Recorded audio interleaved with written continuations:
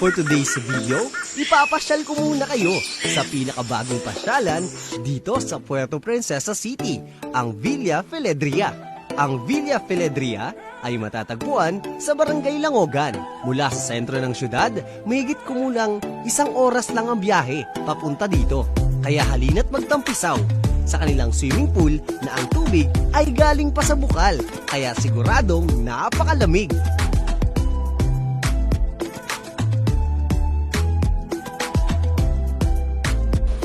Alright mga kabarangay, dito pagkagaling doon sa parking area, meron lang tayong 47 mahigit, 40 plus na steps bago tayo makarating doon sa mismong area ng Villa Filedria.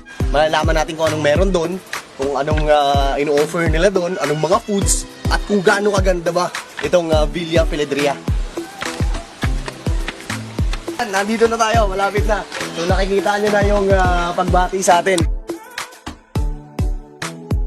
Ito na nga mga kabarangay, naandito na tayo sa pool area ng Villa Filedria. Siyempre, given naman, kailangan pagka may mga swimming pools, meron pong pambata para safe yung mga kids natin, para wala po tayong alalahanin. Ito po yung kids area natin mga kabarangay. Makikita nyo yan, hindi po ganun kalalim yan. So, para makita nyo kung gaano kalalim siya, nalaman nyo kung gaano ka-safe ba yung mga babies nyo dito. Alam nyo ba, ito, ganito na siya kalalim. Lagpas tuhod lang siya. Alam nyo ba na kaya malamig yung tubig dito, hindi katulad ng mga ibang swimming pools. Malamig siya kasi natural yung pinanggalingan ng tubig na to. Galing po ito ng bukal, doon sa taas ng bundok. So pagdating dito, ginawa ni Sir Pong na mapapakinabangan, mas maganda yung tubig na natural na galing doon sa bundok papunta nga dito. At ito na nga, yung tubig doon sa taas, ginawa nilang pool.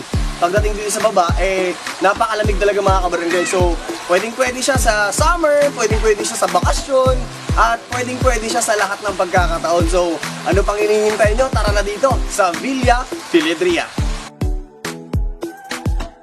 Kaibahan ng Villa Filedria sa ibang resort dito sa Puerto Princesa ay natatawag ng swimming pool namin ay natural, ay kasi po yung tubig namin nanggagaling sa taas, sa bundok na talagang bukal, kaya po ang dating ng tubig dito ay sobrang lamig, na fresh, at saka maganda po talaga yung liguan ito ng swimming pool.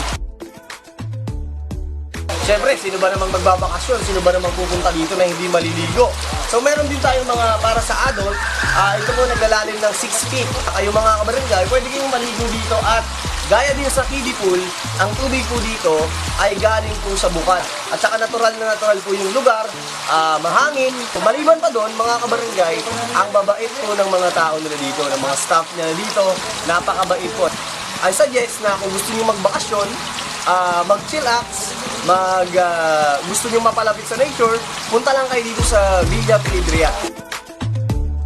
Meron na silang mga rooms na pwedeng-pwede sa magtotropa. Alam nyo ba na yung rooms nila dito mga kabarangay, pagbukas mo, pagpasok mo doon, akala mo, normal lang na kwarto.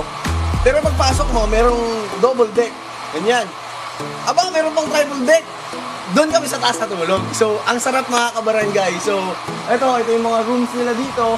Pwede kayong mag-relax. Yung gigisingin ka ng mga huni ng ibon.